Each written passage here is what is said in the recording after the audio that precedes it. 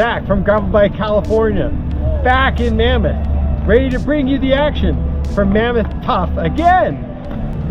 I've said this before, this is my favorite event, not just because the riding is fantastic, but just kind of the community around here. The village is fantastic and everything is here to do, and you run into people all over the place here. At the same time, you've got plenty of time to go out and about, and so much gorgeous majesty just nearby. Now this year, instead of doing the middle tougher distance, I'm doing the tough, which is the shortest one. And the little wrinkle in that is my wife is joining. Now, if you've seen my video about best rides to get into gravel, Mammoth Tuff also falls on that list as well. So, ready to bring that and hopefully spread the joy. So, let's roll. Or run.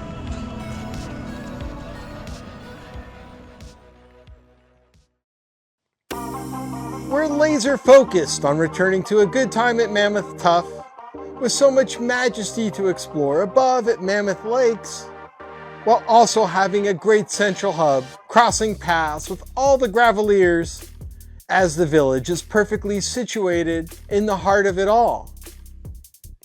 With a 4.5 hour drive up, Vic and I stopped off to ride Owens Valley Rd, starting near the halfway point at Gray's Meadow Campground, for my favorite all-time climb covered in a previous video. Just nothing beats these epic features, built within the upper 8 switchbacks, constantly changing your orientation, adding to this presentation, though we were just missing out being on the cusp of fall colors exploding. We weren't the only ones out here enjoying these monumental views with this ginormous scale, as we would soon cross above 9,000 feet, seeing the modern pathway up contrasting with the old, having plenty of time to enjoy it all at these speeds. We were feeling pretty good at high altitude, getting shut in by the surrounding peaks at the end of the line, with Kearsarge Pass a heck of a hike to reach, while it's hard to find a good engineering solution that was the original plan for Owens Valley Rd to span the Sierra through here. The downhill experience is just as memorable, but there was a big twist this time, riding on tires over half as wide, being a great counterbalance to these large expansion joints, even increasing my speed on the descent this go around.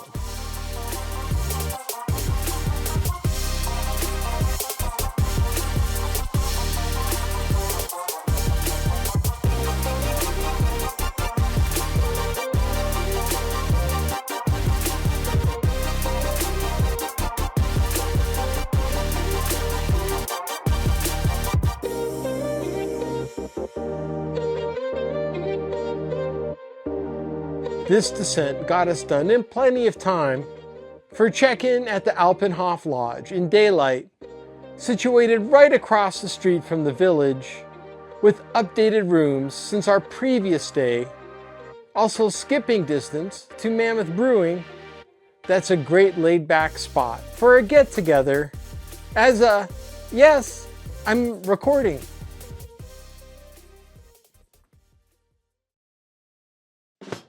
I brought back the tradition of my pre-shakeout ride, where a number of like-minded, I'm already awake riders joined in, including the Gravelstow crew, as we started this 6-mile climb on pavement, with a quick stop at the midway point at the ski lodge, as I was not expecting to feel the effects of this altitude, a problem I didn't have at this elevation yesterday.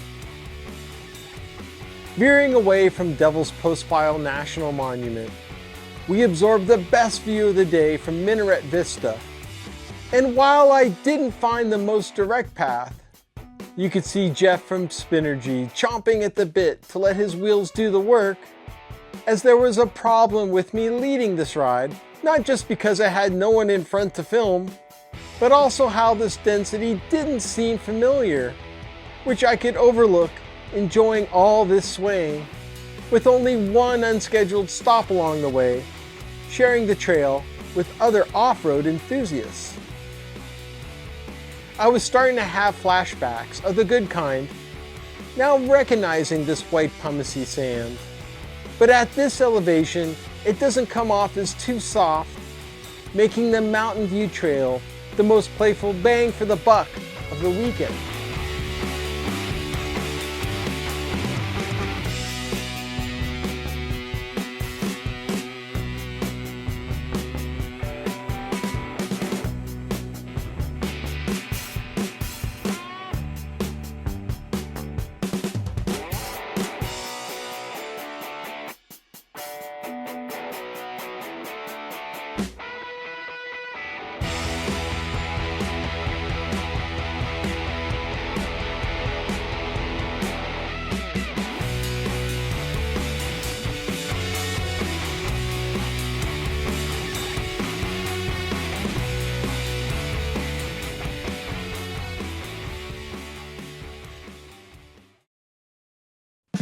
We exited out of the Uptown Trail, making a beeline across town, with plenty of time to make the official Shakeout ride, which Amanda explained to me also being co-hosted with the Thank Raffle It's Friday crew, as I was policing hand gestures while they did the heavy lifting.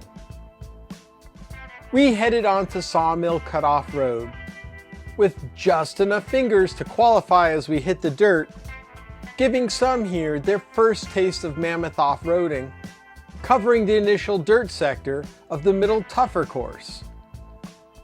With Dom and Jace leading the way, the downhill was the first opportunity for a gear check, gauging how well you've done with your tire selection.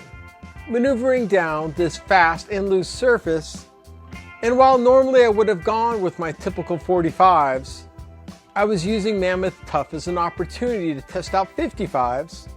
Really thankful for this happy accident, with smiles from everyone getting through this first section. Heading back along the 395, I got to spend some quality time catching up with Nolan from the Bike Sauce, seeing more approved signals that traffic wasn't an issue. If there was something first-timers needed to experience, it was the final dirt climb for all routes up Sawmill Road, which becomes a battle with the sand near the top, and we were riding before the afternoon wind kicked in. But we did get some extra credit to lift our spirits with a little single track loop around Shady Rest Park, the new turf for me, paralleling back off of Sawmill Cutoff Road, before we called it a day, or more of a shakeout. We made a pit stop back at Stellar Cafe, giving free advice to Jonas Woodruff not to win by too much, as some necessary sustenance was needed with more physical activity on the way. Heading back to the village, the main purpose here was supposed to be packet pickup, with Gravelstoke literally defining the word pop-up, packed with a number of available goodies, and I'm going to ask about that table too. After getting my ride packet, Amanda and Joey questioned my WADA credibility, fighting my way in today's premier event, back against stiff competition for the Mammoth Buff Beer Run, knowing I'd be going to battle with these heavyweights. As Amanda explained, it was beer, then lap 3 times, although I'd have trouble keeping count, getting ready to file my false start appeal. 2, 1, go! Anything good about drinking a beer first, it kept me from redlining off the gun again, this time taking a more conservative approach, and while my plan was to take an NA beer in the second lap, who knew I'd fall to good old peer pressure, as by lap 3, I had lost all rationality, but this year I saved for sprinting power, finishing 7th, needing to check if this was an Olympic qualifier. Champions aren't a mistake, they're born. And in the ladies, second place is going to Ellie Standish.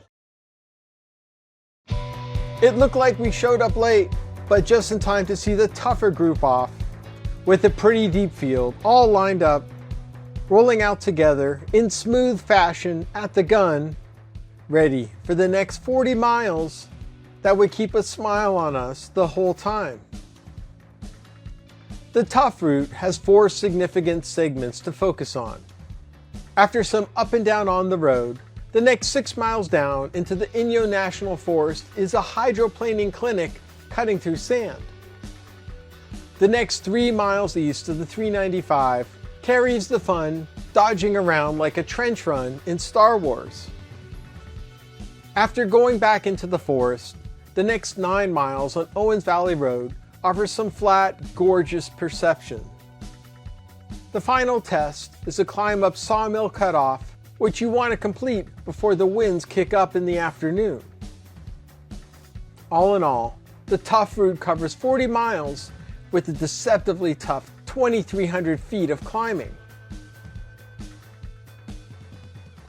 We looped around the village, where Barb and Vic already activated their climbing legs on a gentle-ish 1¼ mile ascent, turning onto Mammoth Scenic Loop that would be mostly downhill on this route, feeling warmer than it looked at this hour, so much you couldn't care with this air, throwing your hands up. Speed would shift its definition right before the 4-mile mark, making a big sweeping turn onto Dry Creek Road, ready to start the dirt that was pretty tame off the bat. While you might see signage out here, is expected to download the route for navigation, as there's a bevy of offshoots in this region, but perhaps the larger focus is on the downhill. That was a technical way to be starting off your off-roading, although there were other dust-ups ahead. Wherever the grade was not as pronounced, you tended to find deeper pockets of sand, providing some challenges keeping a straight line, seeing how tire choice and bike types handled the conditions differently. For being thrown into the fire for the first time, Mrs. GBC was handling these circumstances really well. And part of it is thanks to borrowing Troy Templin's e-bike with 2.4-inch tires to boot, as I was forming my hypothesis that it was sandier this year, or people were getting into socializing more. It felt like the trees were closing in, with the sun getting more picky when to show itself, but I was fortunate to be on top of my loaded route, also revealing we were close to paralleling the main road, although our eyes told us differently, finally reconnecting, where I was proud how she handled the most technical part of the day. It was great. There's one part where I was really, and I had my running shoes on because the sand was just too thick. And I ran through it a little bit, but I was happy. We headed south to ultimately go north on the 395, turning off the highway for a safety play. Glad to have these nicely maintained tunnels, although of course, what was waiting for us on the way out? With a nice 3/4 mile to stretch out our legs and arms, we got back to even more devilish downhilling, beginning our playful run around Lookout Mountain.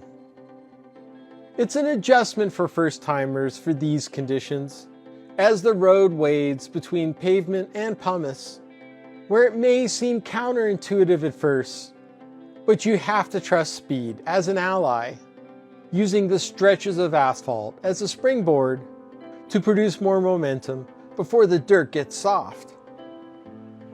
Since the road never degrades evenly, you have to keep your eyes peeled which side to place across, as I could see confidence building with Barb, leaving us with plenty of time to enjoy the rest of this road. We got more of that flying feeling turning onto Owens Valley Rd, bringing a smile not just for the sensation, but also this little introductory view for what's ahead, as it was a bit of a tease turning back into the forest, into the only section of today's route I've never ridden before, that ended up being smooth after this early harbinger. This 3-mile diversion kept a steady elevation profile without battling the high highs or low lows, smooth enough, raising my interest to explore these roads more, but it was wise to stick with what I knew now. While the riding here was better than I expected, I was eager for the next phase, with the trees starting to make way for the mountains, which the trail now made a straight line to, getting ready to enjoy the Owens Valley with more opportunity to do it from all angles. No road makes me appreciate the act of inhaling than Owens Valley Rd. Not just for the space provided to roam around, but with so much of a grand scale in front of us and affirmed in every direction. You will find parts a bit washboardy along the way, which explains why you'll find the entire width used to find the smoothest path, where everywhere there seems distance, as the Arcularius Ranch has trouble finding its neighbors, but the universal theme was seeing all the positive energy around, as there's no better way to experience this area than on bikes, hoping the turbo won't shorten our time here, because there's just so much to see.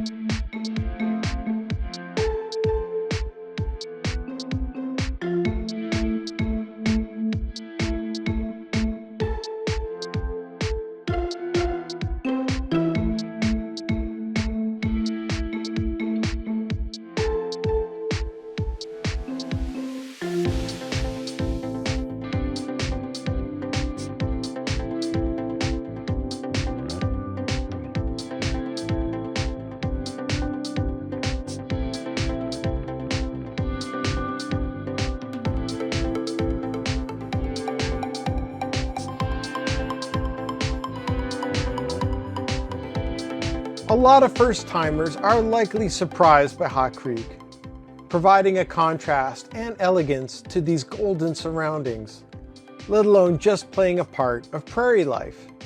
As we were starting our last quarter of today's route, turning west onto Hot Creek Hatchery Road, where our pit stop was comfortably placed along one of the most scenic spots on the waterway, able to handle the volume of all the incoming, outfitted with a couple of handy mechanics and plenty of variety for food and drink.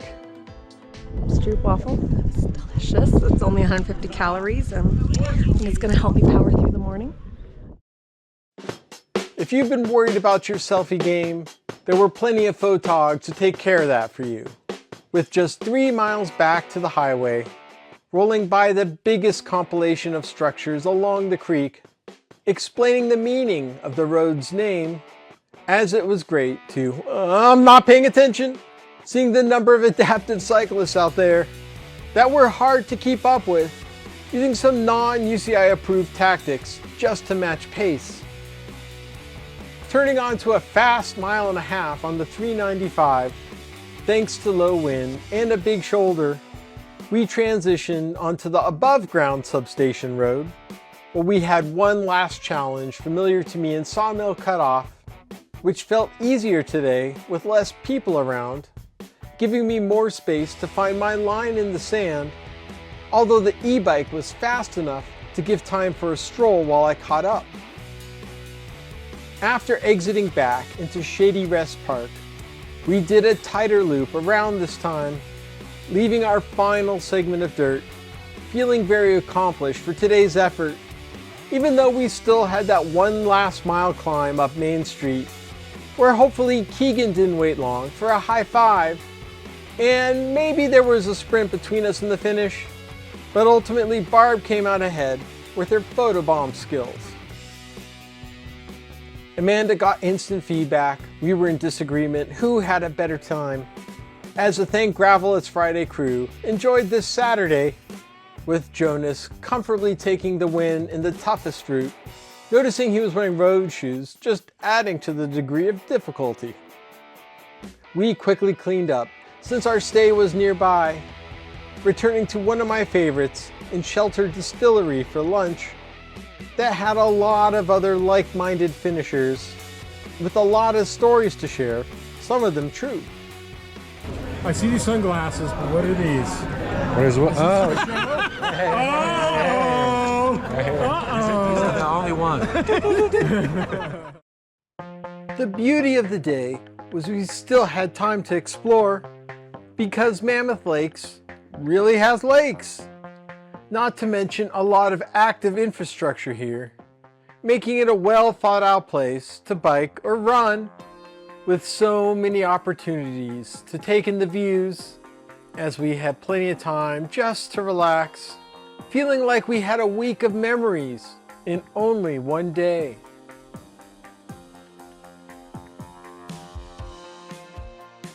In my own self-interest, I should probably end the video here, as there's always a big crowd assembled Sunday because the Mammoth Tuff Raffle is in a class of its own, with people preparing for the drawing as much as the ride, as Amanda and Dave handled more numbers than in A Beautiful Mind, celebrating with a number of winners that we felt being a part of, just being a piece of Mammoth Tuff. What can I say? Mammoth Tuff checked all the boxes.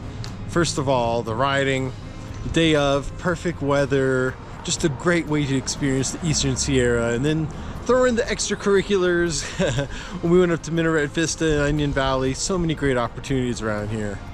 Also the atmosphere, just such a great place to celebrate the gravel community with everything around here and running into everyone. And of course, the scenery. Throw in some self-inflicted embarrassment. I think we came out well ahead. Bottom line, my wife had a fantastic time and it was a little sandy, but I know she'll be back. And so will I. Anyways, you want to support us? Go ahead and hit the subscribe button, support our shop, or support us on Patreon so we can bring you more from the state of dirt.